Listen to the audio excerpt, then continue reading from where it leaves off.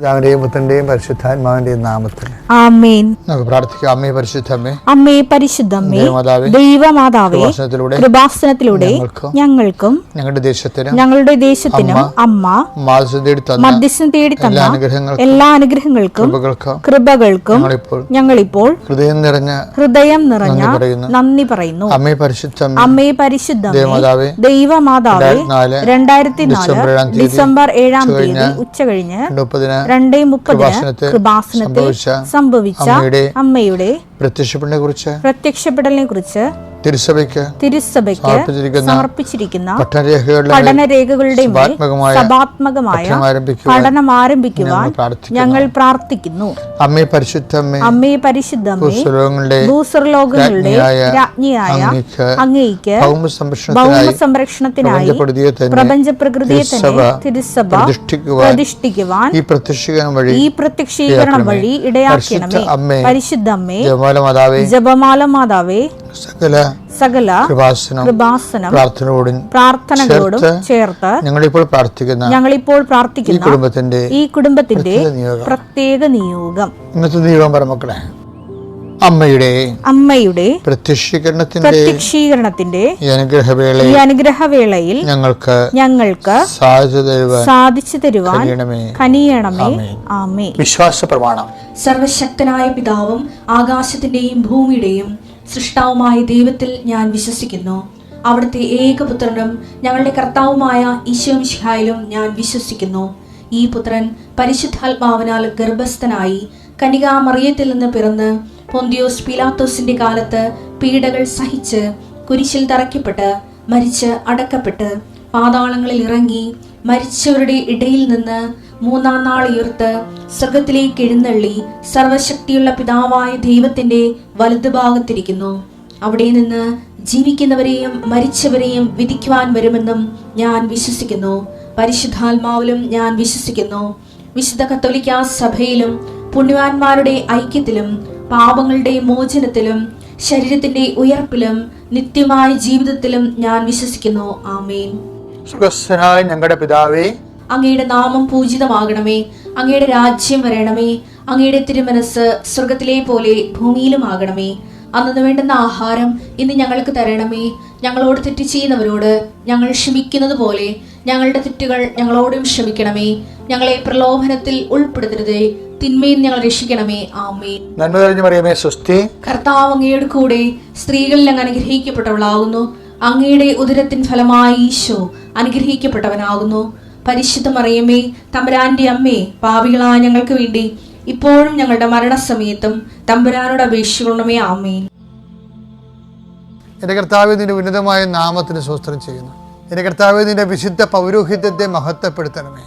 എന്റെ കർത്താവേ, സഭയിലുള്ള സാന്നിധ്യം പ്രകടമാക്കണമേ. 39 വർഷം ഞാൻ അർപ്പിച്ച കൃപാനയുടെ യോഗ്യതയാൽ കൃപാസനത്താരെ ജീവനോടെ പ്രത്യക്ഷപ്പെട്ട പരിശുദ്ധ അമ്മയുടെ മാധ്യസ്ഥത ഇപ്പോൾ പ്രാർത്ഥിക്കുന്ന മക്കളുടെ മേൽ കർത്താവിൻ്റെ ശക്തി വെക്കട്ടെ. ഇന്നത്തെ നിങ്ങളുടെ യാത്രാമേൽ കർത്താവിൻ്റെ കൃപ ചൊരിയട്ടെ. നിങ്ങളുടെ ചിന്തകൾ, നിങ്ങൾ മറ്റുള്ളവരോട് സംസാരിക്കുന്ന സംസാരങ്ങൾ, ഇടപാടുകൾ, ഇടപഴകലുകൾ, ചർച്ചകൾ, തീരുമാനങ്ങൾ കർത്താവ് അനുഗ്രഹിക്കട്ടെ. മുഖാരഹിതർക്ക് വേണ്ടി പ്രാർത്ഥിക്കുന്നു. വീട്ടിലേക്ക് വഴിയില്ലാത്തവർക്ക് വേണ്ടി പ്രാർത്ഥിക്കുന്നു. വെള്ളം പോലും കൃത്യമായിട്ട് കിട്ടാത്തവരെ സംബന്ധിച്ച് പ്രാർത്ഥിക്കുന്നു. എൻ്റെ കർത്താവിനുമായ നാമത്തിൽ നീ അനുഭവിക്കുന്ന ഭൗതികമായ എല്ലാവിധ പ്രതിസന്ധികൾക്കും യേശുക്രിസ്തു നാമത്തിൽ കൃപാസനത്താരെ ജീവനോടെ പ്രത്യക്ഷപ്പെട്ട പരിശുദ്ധമ്മയുടെ മാധ്യസ്ഥത്തിൽ യേശു നാമത്തിൽ പരിഹാരം ഉണ്ടായിട്ട് പ്രാർത്ഥിക്കുന്നു. മദ്യപാനികളുടെ ഈശോയെ, കുടുംബത്തിൽ എപ്പോഴും കലഹം ഉണ്ടാക്കുന്നതിന് വേണ്ടി സ്വന്തം കഴിവുകേടുകളും നിറവുകേടുകളും മറച്ചു വെക്കുന്നതിന് വേണ്ടി കണ്ടവരുടെ മനുഷ്യൻ്റെ കഴുത്തേക്ക് കയറിക്കൊണ്ട് എപ്പോഴും ഒരു ചർച്ചാ വിഷയമാകുന്ന വ്യക്തികളെ ഓർത്ത് അവരുടെ മാനസിക രോഗങ്ങളെ സുഖപ്പെടുത്തണമെന്ന് പ്രാർത്ഥിക്കുന്നു. എൻ്റെ കർത്താവിൻ്റെ ഉന്നതമായ നാമത്തിൽ സഭയുടെ അധികാരത്തിൽ കുരിശടയാളത്തിൽ തിന്മയുടെ ശക്തികൾ ഈശോ നാമത്തിൽ അഴിഞ്ഞു മാറട്ടെ. 2 കൊരിന്ത്യർ 20 വായിച്ചേ. ദൈവത്തിന്റെ സകല വാഗ്ദാനങ്ങളും ക്രിസ്തുവിൽ അതേ എന്ന് തന്നെ. ദൈവത്തിന്റെ സകല വാഗ്ദാനങ്ങളും ക്രിസ്തുവിൽ അതേ തന്നെ. അതുകൊണ്ട് തന്നെയാണ് ദൈവമഹത്വത്തിന് അവൻ വഴി ഞങ്ങൾ ആമേൻ പറയുന്നത്. എല്ലാ ദൈവം മഹത്വപ്പെടാൻ വേണ്ടി നമ്മൾ എന്താ ചെയ്യേണ്ടത്? അതിൻ്റെ ഫോർമുല പ്രോസസ്സിങ് എന്താണ്? ദൈവം മഹത്വപ്പെടാൻ വേണ്ടി എന്താ ചെയ്യേണ്ടത്? അവൻ വഴി ആമേൻ പറയണം. എന്തിനാണ് ആമേൻ പറയണത്? ഒന്നൊരു വായിച്ചത്.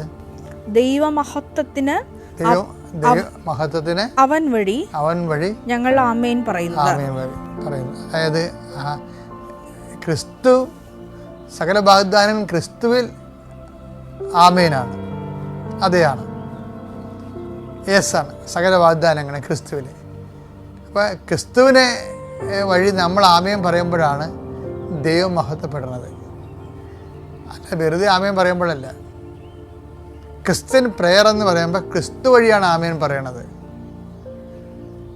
അപ്പം ക്രിസ്തു വഴി ക്രിസ്തുവിൻ്റെ മനസ്സെന്താണ് ഈ വിഷയത്തിൽ? ക്രിസ്തുവിൻ്റെ മനസ്സിനകത്ത് എപ്പോഴും ഒരു ഘടകം പിതാവിൻ്റെ മഹത്വമായിരിക്കും. അതറിയാതെ ക്രിസ്തുവിനോട് നമ്മൾ പോയി അപേക്ഷയൊക്കെ വെക്കാതിരിക്കുക നല്ലത്. ക്രിസ്തുവിൻ്റെ ഉത്തരങ്ങളിൽ അങ്ങേ തലക്കൽ പിതാവിൻ്റെ മഹത്വമാണ് വരണത്. അതുകൊണ്ട് തന്നെ ക്രിസ്തു വഴി ആമേൻ പറയുമ്പോൾ മഹത്വപ്പെടുന്ന പിതാവാണ്. അതിൻ്റെ എടുക്കുന്ന മൻഡേറ്ററി ആയിട്ട് വരുന്ന ചില വിഷയങ്ങൾ തൽക്കാലം നമുക്ക് സ്വീകാര്യമല്ലെങ്കിലും ക്രിസ്തു വഴി നമ്മൾ ആമേൻ പറയുമ്പോൾ സംഭവിക്കുന്ന വിഷയം നമ്മുടെ വിശ്വാസ വളർച്ചയാണ്.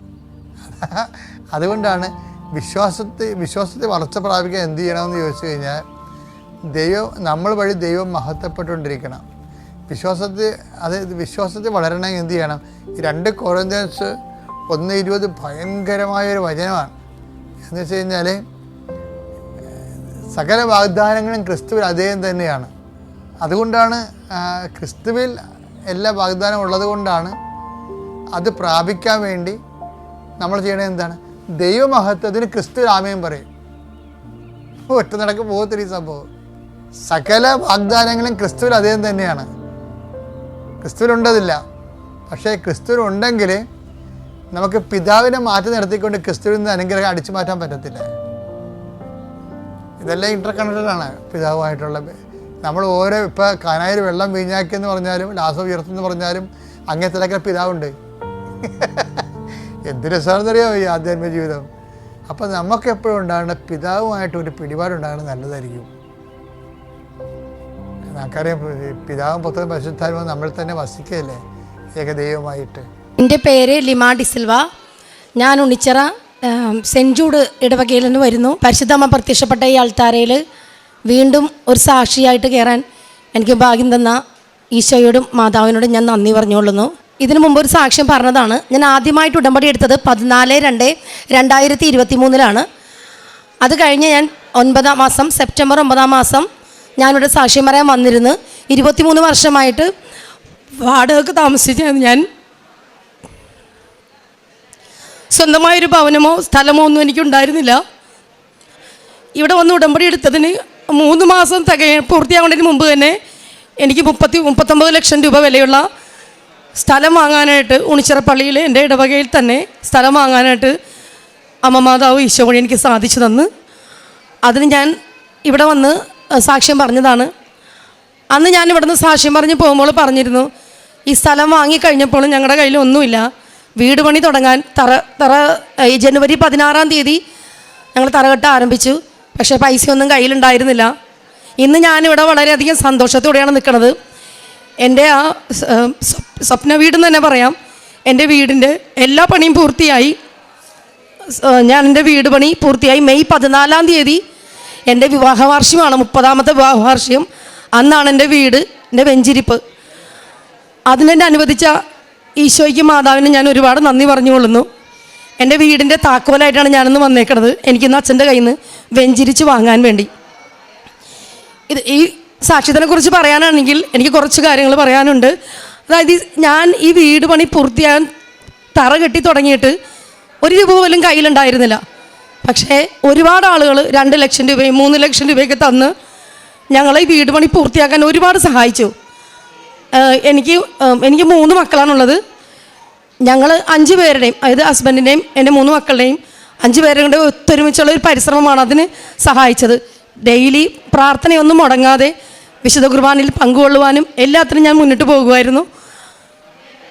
ഏറ്റവും കൂടുതൽ ഞാൻ ഈ എൻ്റെ തറവാട് വീടിൽ നിന്ന് ഞാൻ ഇറങ്ങുമ്പോൾ ഈ 3 മക്കളും ഭർത്താവും ഞാനും ഒരു 3 കസേര സ്ത്രീധനമായി കിട്ടിയ അലമാരിയായിട്ടാണ് ആ വീട്ടിൽ നിന്ന് ഇറങ്ങിപ്പോകുന്നത്. പക്ഷേ ഇന്ന് 30 വർഷം പൂർത്തിയായപ്പോഴേക്കും എനിക്ക് 3 നിലയുള്ളൊരു വീടാണ് ഈശോ തന്നിരിക്കുന്നത്. അതിൻ്റെ എല്ലാ പണിയും പൂർത്തിയായി, അവസാനം മിനുക്ക് പണികൾ നടന്നുകൊണ്ടിരിക്കുകയാണ്. ഇത് അനുഗ്രഹത്തിന് എങ്ങനെയാണ് നന്ദി പറയേണ്ടതെന്ന് എനിക്കറിയില്ല. പിന്നീട് എനിക്ക് കിട്ടിയ അനുഗ്രഹം എന്ന് വെച്ചാൽ, ഞാൻ ഇതിനു മുമ്പ് ഈ വീട് പണിയുടെ നടക്കുന്ന സമയത്ത് തന്നെ ഞാനും ഭർത്താവും എല്ലാ വെള്ളിയാഴ്ച പള്ളിയിൽ പോകാനായിട്ട്, പള്ളിയിൽ കഴിഞ്ഞ് എറണാകുളം ഒരു പള്ളിയിൽ പോയി പ്രാർത്ഥിച്ച് തിരിച്ചു വന്ന സമയത്ത് വലാർപാടം കണ്ടെയ്നർ റോഡ് തിരിഞ്ഞ് വരുമ്പോൾ ആ റൗണ്ടിനടുത്ത് വെച്ച് ഞങ്ങൾ 2 വീലറിൽ മുന്നോട്ട് പോയിക്കൊണ്ടിരിക്കുകയായിരുന്നു. ആ സമയത്ത് പെട്ടെന്നൊരു ശബ്ദം കേട്ട് ഞാൻ തിരിഞ്ഞു നോക്കുമ്പോൾ ബസ് ഞങ്ങളുടെ മേത്ത് വന്നിടിച്ച് ഞങ്ങൾ ആ സ്പോട്ടിൽ 2 പേരും മരിച്ചു പോകേണ്ടതായിരുന്നു. പക്ഷേ ആ വണ്ടി തൊട്ട് ഞങ്ങളുടെ പുറയിലുള്ള പോസ്റ്റിലിടിച്ചിട്ട് ബസ് തിരിഞ്ഞു പോയി കിടക്കുകയായിരുന്നു. ഞങ്ങൾക്ക് 2 പേർക്കും ഒരു പോറൽ പോലും സംഭവിച്ചില്ല. ഞങ്ങൾ തിരിഞ്ഞു നോക്കുമ്പോൾ ആളുകൾ, അവിടെ നിന്ന ജനങ്ങൾ മൊത്തം ഞങ്ങളെ സൂക്ഷിച്ച് നോക്കിക്കൊണ്ട് നിൽക്കുന്ന ഒരു അവസ്ഥയായിരുന്നു. അതിൽ നിന്ന് അമ്മ മാതാവ് ഞങ്ങളെ അത്ഭുതകരമായിട്ട് രക്ഷപ്പെടുത്തി. വിശുദ്ധ തൈലം എന്നും ഞങ്ങൾ പോകുമ്പോൾ അത് ശരിക്കും പുരട്ടി പ്രാർത്ഥിച്ചാണ് ഇറങ്ങുന്നത്. ഉടമ്പടി എടുത്തേക്കണത്, ആദ്യം ഉടമ്പടി എടുത്തത് ഞാനായിരുന്നു. പിന്നീട് എൻ്റെ വീട്ടിൽ എൻ്റെ മകനും എൻ്റെ മകളും ഉടമ്പടി എടുത്തു. ഞങ്ങളെല്ലാവരും ഉടമ്പടിയിൽ തന്നെയാണ് ഞങ്ങൾ 5 പേരും ജീവിക്കുന്നത്. ഞാൻ ഉടമ്പടി പ്രാർത്ഥന ചെല്ലാൻ രാവിലെ 5:30 മണിക്ക് 4:50 അലാറം വെച്ച് എഴുന്നേക്കും. അപ്പോൾ മക്കളും ഭർത്താവും ഞങ്ങൾ ഒന്നിച്ചിരുന്ന് എല്ലാവരും കൊന്ത ചൊല്ലി പ്രാർത്ഥിച്ച് പ്രതിഷേധ പ്രാർത്ഥന ചൊല്ലും. അന്നേപ്പം കൂടും. എല്ലാ പ്രാർത്ഥനകളും ഒന്നിച്ചിരുന്നാണ് എല്ലാവരും കൂടുന്നത്. അതുപോലെ തന്നെ ഈ വീടിൻ്റെ പണി നടക്കുന്ന സമയം, പണിക്ക് മുമ്പ് ഈ വീടിൻ്റെ ആധാരം വാങ്ങിച്ചപ്പോൾ മുന്നാധാരം ഉണ്ടായിരുന്നില്ല. ഞങ്ങൾക്ക് ഓണർ തന്നപ്പോൾ അവർക്ക് മുമ്പിനുള്ള ആധാരം ഒന്നും കിട്ടിയിട്ടുണ്ടായിരുന്നില്ല. ഞങ്ങൾ ഇതിൻ്റെ പേപ്പർ വർക്കുകൾ ശരിയാക്കാൻ പോകണമെന്ന് ഞാനന്ന് കൃപാസനത്തിൽ വരാൻ വേണ്ടി ഉച്ചയ്ക്ക് പോകാൻ തയ്യാറെടുത്തിരിക്കുകയായിരുന്നു. അപ്പോൾ ആ സമയത്ത് പോയിട്ട് ഈ പേപ്പർ റെഡിയാക്കി കഴിഞ്ഞിട്ട് അവിടെ നിന്ന് കൃപാസനത്തിൽ പോരാ എന്ന് പ്രാർത്ഥിച്ചാണ് എറണാകുളത്ത് ചെന്നത്. വക്കീൽ ഓഫീസിൽ ചെന്നപ്പോൾ ഞാനൊരു ട്യൂഷൻ ടീച്ചറാണ്, അതുപോലെ ഞാനൊരു സ്കൂളിൽ വർക്ക് ചെയ്യുന്ന ആളാണ്. അപ്പോൾ ഞാൻ ഓൺലൈൻ ക്ലാസ് എടുക്കുന്ന വ്യക്തിയാണ്. ഓൺലൈൻ ക്ലാസ് എടുക്കാനായിട്ട് ഞാൻ താഴത്തേക്ക് പോരുമ്പോൾ എൻ്റെ ഭർത്താവും മോളും കൂടി ഈ വക്കീൽ ഓഫീസിൽ കയറിയിരുന്ന് ഈ ആധാരത്തിൻ്റെ കാര്യങ്ങൾ സംസാരിക്കുകയായിരുന്നു.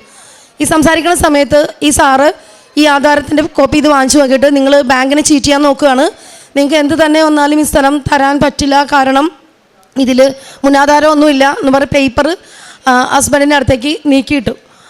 അവരെന്ത് ചെയ്യും എന്ന് പറഞ്ഞിരിക്കുന്ന അവസ്ഥയിൽ ഞാൻ ട്യൂഷൻ ക്ലാസ്, ഓൺലൈൻ ക്ലാസ് കഴിഞ്ഞിട്ട് ഇവിടെ ഇതിന് മുമ്പ് സാക്ഷ്യം പറഞ്ഞ സൗമ്യ എന്നൊരു കുട്ടിയുടെ സാക്ഷിയായിരുന്നു ഞാൻ. ആ സമയത്ത് ഞാനത് കണ്ടുകൊണ്ടിരിക്കുകയാണ്. അതിൽ ഇതുപോലെ തന്നെ മുന്നാധാരമില്ലാണ്ട് അവർക്ക് പ്രശ്നങ്ങളായിട്ട് ആധാരം ചെയ്യാൻ പറ്റാണ്ട് വിഷമിച്ച് നിൽക്കുന്ന ഒരു കാര്യമാണ് ആ കുട്ടി സംസാരിച്ചുകൊണ്ടിരുന്നത്. ആ സെയിം അവസ്ഥയിലാണ് ഞാൻ ആ സമയത്ത് നിന്നിരുന്നത്. ഈ പേപ്പർ ഇട്ട സമയത്ത് ഈ വക്കീൽ ഒരു പ്രാവശ്യം എൻ്റെ ആ പേപ്പറിലോട്ട് നോക്കി. അതിൽ നോക്കിയപ്പോൾ അതിൽ കണ്ടൊരു പേര് കണ്ടപ്പോൾ തന്നെ വക്കീൽ വേഗം പേപ്പർ വലിച്ചെടുത്തു. ആ പേപ്പർ വലിച്ചെടുത്തിട്ട് ഈ പേര് ഉള്ള ഓണർ ഇയാൾ ആരാന്ന് ചോദിച്ചപ്പോൾ അയാളുടെ സ്ഥലമായിരുന്നു എന്ന് പറഞ്ഞു. അത് നമ്മുടെ ഒരു പഴയ ഒരു മന്ത്രിയുടെ ആയിരുന്നു. ആ മന്ത്രിയുടെ പേര് കണ്ടപ്പോൾ തന്നെ ആ വക്കീൽ എല്ലാ സ്ഥലത്തേക്കും വിളിച്ച് ചോദിച്ചു. അപ്പോൾ തന്നെ പറഞ്ഞു യാതൊരുവിധ കുഴപ്പവുമില്ല, ഇത് ഇവർക്ക് തന്നെ റെഡിയാക്കി കൊടുക്കാൻ പറഞ്ഞു. അപ്പോൾ തന്നെ ഗുമസ്തൻ്റെ കയ്യിൽ പേപ്പർ കൊടുത്തു. മോളിൽ നിന്ന് ഭർത്താവും മകളും വന്ന സമയത്ത് ഞാൻ ഈ സാക്ഷ്യം കണ്ടുകൊണ്ടിരിക്കുകയാണ്. അപ്പോഴാണ് അവർ പറഞ്ഞത് ഇങ്ങനൊരു കാര്യം ഉണ്ടായി. അപ്പോൾ തന്നെ ഇത് കേട്ടപ്പോൾ തന്നെ ഞാൻ പറഞ്ഞത് ശരിക്കും അമ്മ നമുക്ക് അനുഗ്രഹിച്ച് തന്നൊരു കാര്യമാണ്. ഞാൻ അതുപോലൊരു സാക്ഷ്യമാണ് ഇവിടെ കൂടിക്കൊണ്ടിരുന്നതെന്ന് പറഞ്ഞു. അന്ന് തന്നെ ഞാൻ അമ്മ മാതാവിൻ്റെ അടുത്ത് ഇവിടെ വന്നു. എല്ലാ മാസവും ഞാൻ 2 പ്രാവശ്യം 3 പ്രാവശ്യവും ഞാൻ വരും. ഇവിടെ വന്നു കഴിഞ്ഞാൽ മൂലയ്ക്ക് വന്നിരിക്കും, പ്രാർത്ഥിക്കും. ഇവിടെ നിന്നൊരു 7:30 മണി, ചിലപ്പോൾ 6 മണിക്കൊക്കെ ഞാൻ ഇവിടുന്ന് പോകുകയുള്ളൂ. അപ്പോൾ ആ സമയത്ത് എനിക്ക് എപ്പോഴും ഇങ്ങനെ ഇവിടെ വന്നു കഴിയുമ്പോൾ എനിക്ക് ആ സുഗന്ധാനുഭവം ഉണ്ടാവണത്. ഞാനപ്പോൾ പ്രാർത്ഥിക്കുന്ന കാര്യങ്ങളെല്ലാം, എന്ത് കാര്യമാണോ അമ്മയോട് പ്രാർത്ഥിക്കണത്, ആ ഒരു രൂപ പോലും ഇല്ലാത്ത ദിവസങ്ങളായിരിക്കും ചില ദിവസങ്ങളിൽ. പക്ഷേ എങ്ങനെ വന്നാലും ആ കാര്യം വൈകുന്നേരത്തിനുള്ളിൽ നടന്നിരിക്കും. ഇന്ന് അവിടെ ആ ഉയർന്നിരിക്കുന്ന വീടിൻ്റെ കണക്ക് നോക്കാനായിട്ട് ഞങ്ങൾക്ക് പറ്റണില്ല. കാരണം ഞാൻ ഒരു മുറിയുള്ളൊരു വീടാണ് ഞാൻ ആഗ്രഹിച്ചു വെച്ചത്. പക്ഷേ എനിക്കിന്ന് അവിടെ പറയാൻ പറ്റാത്തധികം, അത് എനിക്ക് ഒരിക്കലും വിവരിക്കാൻ പറ്റാത്തധികം ഭയങ്കര ഒരു പ്രീഷ്യസ് ആയിട്ടുള്ളൊരു വീട്, എനിക്ക് ശരിക്കും അതൊരു സ്വപ്ന ഭവനം തന്നെ പറയാം തന്നിരിക്കുന്നത്. എൻ്റെ മകൻ എപ്പോഴും ആരെ കാണുമ്പോൾ ചോദിക്കുമായിരുന്നു, നിങ്ങൾ സ്വന്തം വീടാണോ വാടക വീടാണോ എന്ന് എല്ലാവരും ചോദിക്കും. അപ്പോഴേക്കും എനിക്ക് സങ്കടമായിരുന്നു. ഇന്ന് എനിക്ക് ദൈവം അനുഗ്രഹിച്ചാണ് ആ ഭവനം തന്നേക്കണത്. അതുപോലെ തന്നെ എനിക്ക് വേറെ അനുഭവം ഉണ്ടായത്, ഒരു പൊള്ളലിൽ നിന്ന് ഞാൻ രക്ഷപ്പെട്ടാണ് അത്ഭുതകരമായിട്ട്. എപ്പോഴും ഞാൻ എന്ത് കാര്യം ഉണ്ടെങ്കിലും പ്രാർത്ഥന ഒരിക്കലും മുടക്കില്ല. ഏത് സമയത്താണെങ്കിലും ദൈവത്തിനെ വിളിച്ചുകൊണ്ട് മാതാവിനെ വിളിച്ചുകൊണ്ടേ നടക്കുകയുള്ളൂ. അടുക്കളയിൽ നിന്ന് പാചകം ചെയ്യുന്ന സമയത്ത് ഇഡ്ഡലി പാത്രത്തിൽ നിന്ന് വെള്ളം, അത് ശരിക്കും വെള്ളം അധികം ഉണ്ടായിരുന്നു. ആ വെള്ളം എൻ്റെ മേത്ത് വന്ന് വീഴേണ്ട വെള്ളമായിരുന്നു. പക്ഷേ ഇത് എൻ്റെ മേത്ത് വീഴാണ്ട് അന്ന് ആ വെച്ച പാത്രത്തിൽ ഞാൻ പാചകം ചെയ്യാൻ വെച്ച ആ വസ്തു ഒരു കുഴപ്പം കൂടാതെ അവിടെ ഇരിക്കുകയും ആ വെള്ളം എൻ്റെ കയ്യിലേക്ക് മറിഞ്ഞു വീഴുകയും ചെയ്തു. ആ സമയത്ത് ഈ മാർച്ച് മാസത്തിലാണ് സംഭവിക്കുന്നത്. ഈ മാർച്ച് മാസം ഞാൻ വളരെയധികം സ്ട്രെസ് അനുഭവിക്കുന്ന മാസമാണ്. കാരണം ട്യൂഷൻ പിള്ളേരുടെ പരീക്ഷ, സ്കൂളിൽ പിള്ളേരുടെ ആനുവൽ ഡേ, അങ്ങനെ ഓരോരോ കാര്യങ്ങളൊക്കെ എനിക്കുള്ള സമയമാണ്. പക്ഷേ എനിക്ക് കയ്യിൽ അതിന് വെള്ളം വീണെങ്കിലും നല്ല വേദനയുണ്ടായി. ഞാൻ വേദനയോടുകൂടിയാണ് ഞാനന്ന് സ്കൂളിലേക്ക് പോയതും. പക്ഷേ അവിടെ ചെന്നപ്പോൾ എൻ്റെ സഹപ്രവർത്തകരെല്ലാം എന്നെ ഒരുപാട് ഹെൽപ്പ് ചെയ്തു. എൻ്റെ കയ്യിൽ അവർ ഒഴിച്ചു തന്ന ഒരു ലേപനം എന്ന് തന്നെ പറയാം. അതെനിക്ക് ഒരു തരി പോലും പിന്നെ എനിക്ക് പൊള്ളലുണ്ടായിട്ടില്ല, പുകച്ചിലുണ്ടായിട്ടില്ല. പക്ഷേ ഞാൻ പിറ്റേ ദിവസം 2 ദിവസം കഴിഞ്ഞപ്പോൾ സ്കൂൾ ആനുവൽ ഡേ ആയിരുന്നു. ആ ആനുവൽ ഡേ സമയത്ത് ഞാൻ സ്റ്റേജിൽ നിൽക്കുന്നുണ്ടെങ്കിലും എനിക്ക് ശരിക്കും തലകറങ്ങണ അവസ്ഥ, വീണു. ഞാനത് ഇന്ന് വരെയും ആരോടും ഷെയർ ചെയ്തിട്ട് പോലുമില്ല. ഞാനിപ്പോൾ വീണു പോകും, തല കറങ്ങണം. ഈ കയ്യിലാണെങ്കിൽ കുമള വന്ന് വിങ്ങിയിട്ട് വളരെയധികം വിഷമിക്കണം. ആ സമയത്തും ഞാൻ വിശ്വാസ പ്രമാണം ചൊല്ലി പ്രാർത്ഥിക്കണതാണ്.